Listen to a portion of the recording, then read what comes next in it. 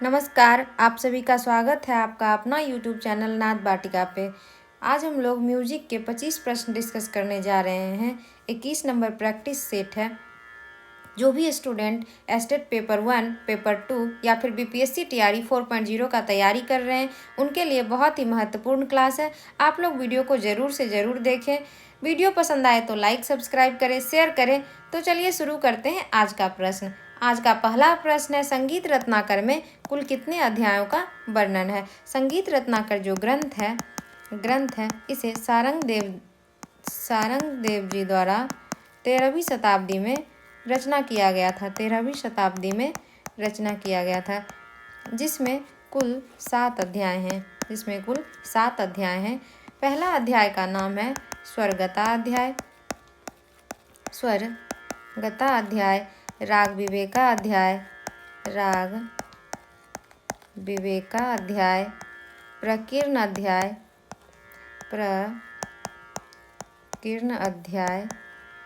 प्रबंध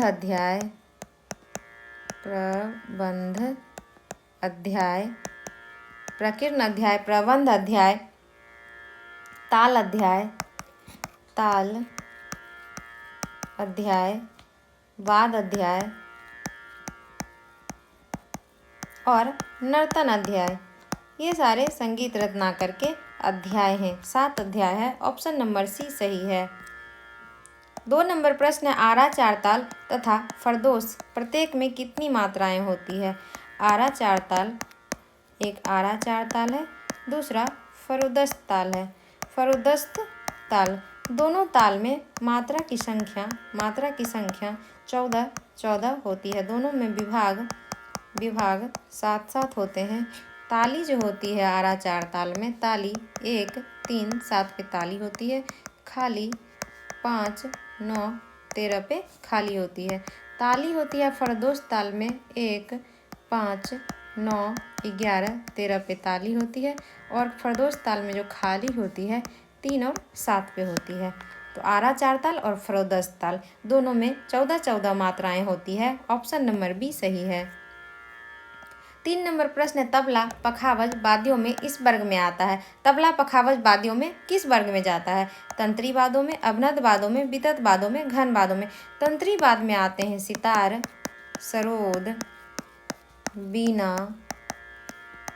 बीना, वायलिन, ये सारे तंत्री वाद्य हैं। अवनद वाद्य में आता है तबला, पखावज, मृदंग, ढोलक, ये सारे अवनद वाद्य हैं। वितत वाद्य की श्रेणी में आ जाता है। जैसे कि वितत वाद्य क्या होता है, तो तत्वाद्य का ही प्रकार है वितत वाद्य, जिसे गज या कमानी से बजाया जाता है, बजाते हैं। इसके अंतर्गत आ जाता है, वितत वाद्य के अंतर्गत आता है सारंगी, बेला, इसराज, ये सारे वितत वाद्य के श्रेणी में आता है। घन वाद्य में आ जाता है, जैसे कि झांझ, मंजीरा, चिमटा, जल तरंग, नल तरंग, ये सारे घन वाद्य के श्रेणी में आ जाते हैं। तो तबला पखावज किस वाद्यों के श्रेणी में आता है, तो तबला पखावज वाद्य जो है यह अवनद वाद्य के श्रेणी में आता है। ऑप्शन नंबर बी अवनद वाद्य सही है। 4 नंबर प्रश्न है, इनमें से कौन सा ढोल मंदिरों में बजाया जाता है। तबला, नल, इंडिका, मृदंग। तबला अवनद वाद्य है, मृदंग भी अवनद वाद्य है। इंडिका जो है, इडिक्का होता है, इंडिका नहीं, इडिक्का एक वाद्य होता है, इडिक्का, जिसे केरल के मंदिरों में बजाया जाता है। इडिक्का वाद्य होता है। ऑप्शन नंबर सी सही है। 5 नंबर प्रश्न है, ध्रुपद की उत्पत्ति किस आश्रयदाता का संबंध रहा है। मानसिंह तोमर, महाराणा कुंभा, हुमायूं, जहांगीर। ध्रुपद का आविष्कार मानसिंह तोमर के द्वारा 15वीं शताब्दी में किया गया था। 15वीं शताब्दी में किया गया था। ध्रुपद जो है गंभीर प्रकृति का गीत है। इसे मर्दाना गीत भी इसीलिए कहा जाता है। इसके शब्द जो होते हैं ध्रुपद के वज्र भाषा में होते हैं। ध्रुपद में मींड गमक का प्रयोग होता है। मींड गमक के साथ लयकारी की जाती है। लयकारी पर विशेष बल दिया जाता है। लयकारी पर विशेष बल दिया जाता है। इसमें खटका तान का प्रयोग नहीं करते हैं, प्रयोग वर्जित है। खटका तान का प्रयोग वर्जित है, नहीं किया जाता है। ध्रुपद के 4 बानी है। ध्रुपद का 4 बानी प्रचलन में है। पहला है गोबरहार बानी, गोबरहार बानी, डागुर बानी, डागुर बानी, खंडार बानी, खंडार बानी और नौहार बानी। तो ध्रुपद के कुल 4 बानियाँ हैं। ध्रुपद के 4 भाग भी हैं। अस्थाई अंतरा 4 भाग में आते हैं ध्रुपद के। प्राचीन काल में ध्रुपद के 4 भाग हुआ करते थे। पहला अस्थाई अंतरा, संचारी और आभोग, ये ध्रुपद के भाग होते थे। और आधुनिक काल में ध्रुपद के 2 भाग हैं, अस्थाई और अंतरा। ध्रुपद के आविष्कारक मान Singh Tomar. Option number A सही है। 6ठा नंबर प्रश्न है, प्रणब भारती के लेखक कौन है? प्रणब भारती के लेखक प्रणब भारती जो पुस्तक था, ग्रंथ था, यह हिंदी भाषा में लिखा गया था। हिंदी भाषा में लिखा गया था। और एक संगीतांजलि पुस्तक है जो कि पंडित ओमकार नाथ ठाकुर का है। प्रणब भारती संगीतांजलि के 6 खंड थे। 6 खंड में 6 खंड में 2-2 भाग हुआ करता था। 2-2 भाग हुआ करता था। पहला भाग जो कि संगीत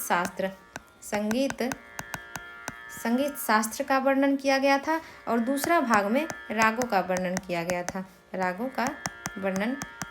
रागों और रागों के विस्तृत वर्णन किया गया था। संगीतांजलि के 6 खंड में, प्रत्येक 6 खंड में 2-2 भाग हुआ करते थे। पहले भाग में संगीत शास्त्र का वर्णन था और पहला भाग जो था जिसमें कि संगीत शास्त्र का वर्णन था, दूसरा भाग में रागों का वर्णन किया गया था।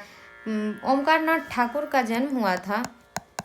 ओमकार नाथ ठाकुर का जो जन्म हुआ था 24 जून 1897 को गुजरात के जहाज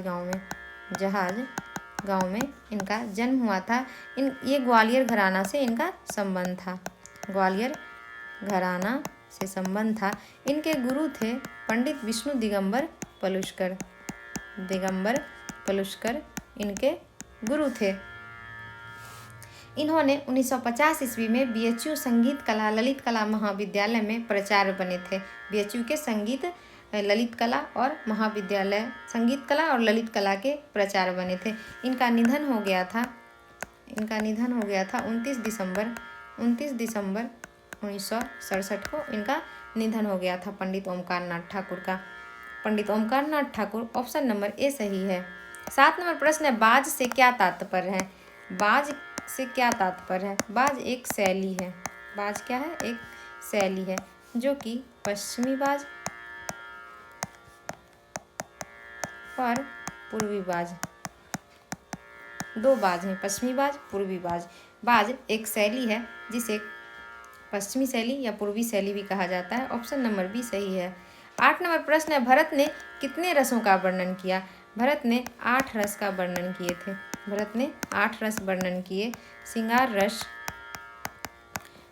रस, वीर रस और रौद्र रस, भयानक रस,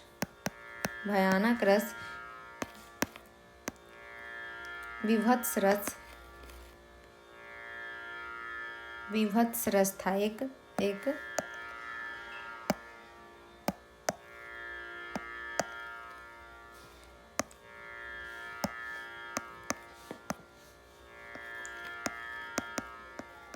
विभत्स रस था, अद्भुत रस था, करुण रस था, श्रृंगार रस था, वीर रस था, रौद्र रस था, भयानक रस था, विभत्स रस था, अद्भुत रस था, करुण रस था और नौवा रस था। नौवा रस जो माने थे इन्हीं के नाट्यशास्त्र ग्रंथ, भरत मुनि का जो नाट्यशास्त्र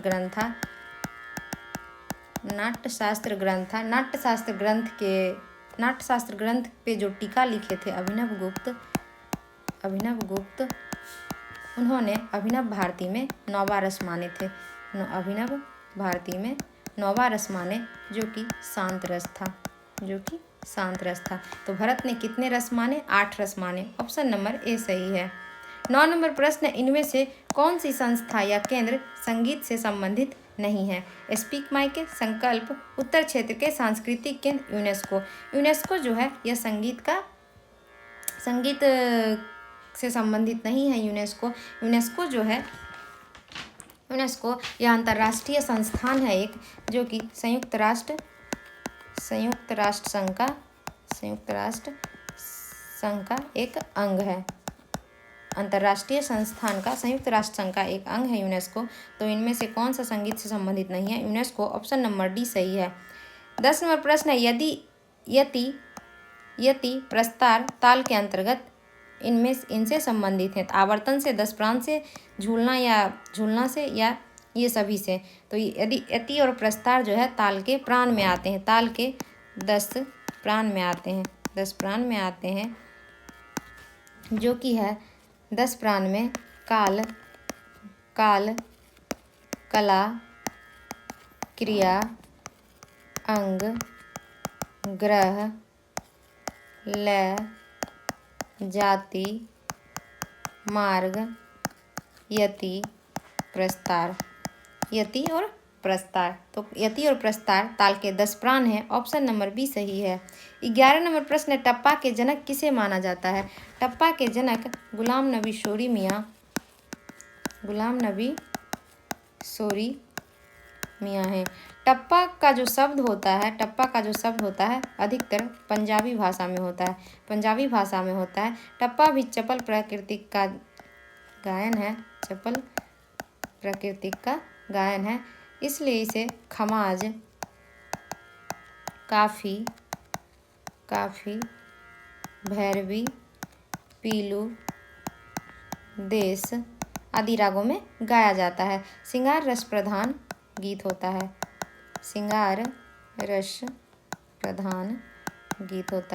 इसमें टप्पा में छोटी और पेंचदार तानों का प्रयोग होता है।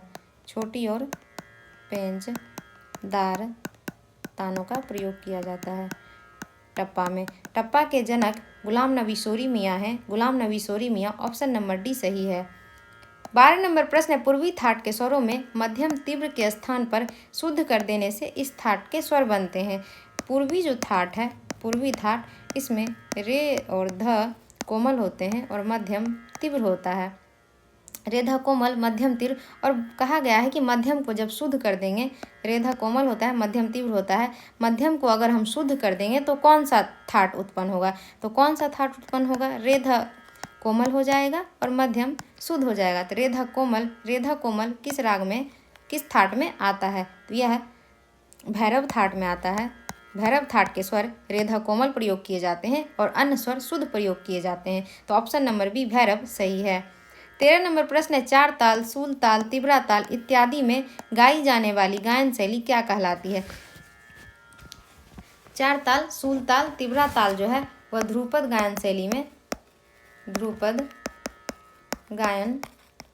में गाया बजाया जाता है। ध्रुपद गायन का जो प्राकृतिक होता है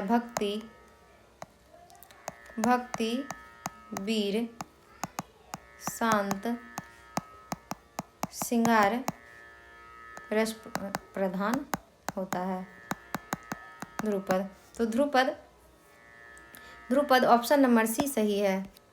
14 नंबर प्रश्न है, किसी ताल के पूरे ठेकों को एक बार बजाने को कहते हैं। किसी ताल के पूरे ठेकों को, मतलब पूरा ठेका जो बोल होते हैं, ताल के जो बोल होते हैं, पूरा ठेका अगर एक बार में बजा दिया जाए, जैसे कि 3 ताल में धा धिन धिन धा, धा धिन धिन धा, धा तिन तिन ता, ता धिन धिन धा, अगर एक बार हम पूरे ठेके को बोल देते हैं तो क्या बनेगा? तो उसे हम क्या कहेंगे? एक बार बजाने से उसे हम आवर्तन कहेंगे। तो ऑप्शन नंबर बी आवर्तन सही है। 15 नंबर प्रश्न है, संधि प्रकाश राग किस समय गाई जाती है? संधि प्रकाश राग जो होता है वह 2 प्रकार का होता है। एक होता है प्रातःकालीन संधि प्रकाश राग और सायंकालीन संधि प्रकाश राग। संधि प्रकाश राग। प्रातःकालीन संधि प्रकाश में रे ध कोमल प्रयोग किए जाते हैं और सायंकालीन संधि प्रकाश में रे और ध जो होता है शुद्ध प्रयोग किया जाता है। रे ध शुद्ध प्रयोग किया जाता है। प्रातःकालीन संधि प्रकाश राग के कुछ उदाहरण हैं, जैसे कि भैरव, तोरी, ललित, अलहैया बिलावल, ये सारे सुबह में गाए जाते हैं, प्रातःकालीन संधि प्रकाश राग है। और संध्याकालीन संधि प्रकाश राग में मारवा, इसके जो कुछ उदाहरण हैं, मारवा, पुरिया, श्री, कामोद, ये सारे राग जो हैं संध्याकालीन संधि प्रकाश राग हैं और ये सारे प्रातःकालीन संधि प्रकाश राग हैं। प्रातःकालीन संधि प्रकाश राग में रे ध कोमल प्रयोग किए जाते हैं और सायंकालीन संधि प्रकाश में रे ध शुद्ध प्रयोग किए जाते हैं। तो प्रातःकालीन और सायंकालीन ऑप्शन नंबर सी सही है। 16 नंबर प्रश्न है, ताल जिस स्थान से प्रारंभ होती है उसे क्या कहते हैं? ताल जिस स्थान से प्रारंभ होती है उसे क्या कहा जाता है? सम, विषम, अतीत, अनाघात। तो ताल जिस स्थान से प्रारंभ होती है, ताल जिस स्थान से प्रारंभ होती है उसे हम क्या कहते हैं? तो उसे हम सम कहते हैं। क्या कहते हैं? सम कहते हैं। ऑप्शन नंबर ए सही है। 17 नंबर प्रश्न है, तबला, पखावज, संगतकर्ता को गायक किस ओर बैठना चाहिए? तबला और पखावज संगतकर्ता जो होते हैं वो कहाँ बैठते हैं? तो गायक के दाईं ओर बैठते हैं। गायक के दाईं ओर बैठते हैं। ऑप्शन नंबर सी सही है। 18 नंबर प्रश्न है, बादों पर बजाई तथा गाई जाने वाली राग और ताल में बाध रचनाएं कहलाती है? गत, बोल, झाला, बंदिश। बादों पर बजाई तथा गाई जाने वाली राग, तो गाई जाने वाली राग को हम बंदिश कहते हैं। क्या कहते हैं? बंदिश। ऑप्शन नंबर सी सही है। गत जो होता है, गत और झाला, गत सितार पे बजाए जाते हैं। बोल जो होते हैं किसी ताल के निश्चित बोल होते हैं, या फिर गत का भी एक बोल होता है, जैसे कि मस्जिद खानी गत है, रजा खानी गत है, तो गत के जो बोल होते हैं, निश्चित बोल होते हैं, उसे बोल कहा जाता है। या फिर किसी ताल के जो ठेका होता है उसी को बोल कहा जाता है।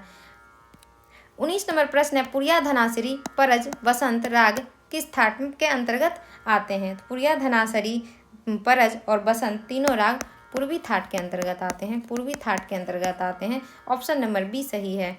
20 नंबर प्रश्न है, संगीत प्रवीण उपाधि डिग्री किस संस्थान द्वारा परीक्षा उत्तीर्ण होने पर दी जाती है? गंधर्व महाविद्यालय, प्राचीन कला केंद्र, प्रयाग संगीत समिति, इनमें से कोई नहीं। प्रयाग संगीत समिति के द्वारा दिया जाता है। ऑप्शन नंबर सी सही है। 21 नंबर प्रश्न है, सितार पर जफरखानी बाज किसने प्रचलित किया? सितार में जफरखानी बाज हलीम जाफर खां के द्वारा जफरखानी बाज प्रचलन किया गया। ऑप्शन नंबर बी सही है। 22 नंबर प्रश्न है, धूमकीट मूलतः किस बाद का बोल है? धूमकीट मुख्यतः पखावज का बोल है। पखावज का है धूमकीट, मूलतः किस बात का बोल है? तो पखावज का बोल है। यह एक अवनद बाद की श्रेणी में आता है। अवनद बाद की श्रेणी में आता है पखावज। ऑप्शन नंबर डी सही है। 23 नंबर प्रश्न है, नाना साहब पानसे किस बात से संबंधित हैं? तबला, पखावज, ढोल, मृदंग। नाना साहब पानसे जो थे वो एक मृदंग वादक थे। इन्हें मृदंग वादक थे। ऑप्शन नंबर डी सही है। 24 नंबर प्रश्न है, शास्त्रीय संगीत के किस विद्या में होरी विषयक गीतों को बजाया जाता है? ध्रुपद, ठुमरी, धमार, ख्याल। धमार में होरी विषयक संबंधी गायन गाया जाता है, बजाया जाता है। धमार जो होती है जिसे कि धमार ताल में ही सिर्फ बजाया जाता है, सिर्फ धमार ताल में ही इसे बजाया जाता है। धमार में राधा कृष्ण गोपियों अथवा ब्रज की होली का वर्णन है। ध्रुपद के समान इसमें भी लयकारी की जाती है। ध्रुपद के समान इसमें भी लयकारी, गमक, मींड का प्रयोग होता है। नोम तोम का आलाप किया जाता है। गमक का प्रयोग होता है। खटका तान ध्रुपद के तरह इसमें भी वर्जित होते हैं। खटका तान इसमें भी प्रयोग नहीं किए जाते हैं, इसमें भी वर्जित होते हैं। तो ध्रुपद में धमार में होरी विषयक गीतों को बजाया जाता है। ऑप्शन नंबर सी धमार सही है। 25 नंबर प्रश्न है, बादों के कितने प्रकार होते हैं? तो बादों के 4 प्रकार होते हैं। तत्वाद, सुशीर बाद, घन बाद, अवनद्वाद। तत्वाद में सितार, सरोद, बीना, तानपुरा ये सारे तत्वाद के अंतर्गत आते हैं। सुशिरवाद में जैसे कि हवा के द्वारा जो उत्पन्न ध्वनि होती है उसे हम सुशिरवाद के अंतर्गत रखते हैं। शंख, शहनाई, हारमोनियम, बिगुल, जिसे सुशिरवाद कहा जाता है। घनवाद जो होता है, घनवाद होता है झांझ, मजीरा, चिमटा, ये सारे घनवाद के श्रेणी में आते हैं। अवनद्वाद में तबला, मृदंग, ढोलक, पखावज ये सारे अवनद्वाद के श्रेणी में आते हैं। तो वाद्यों को 4 वर्गों में वर्गीकृत किया गया है। ऑप्शन नंबर सी सही है। आज हम यहीं तक प्रश्न रखेंगे। तो दोस्तों वीडियो पसंद आए तो लाइक सब्सक्राइब जरूर करें, शेयर करें। धन्यवाद।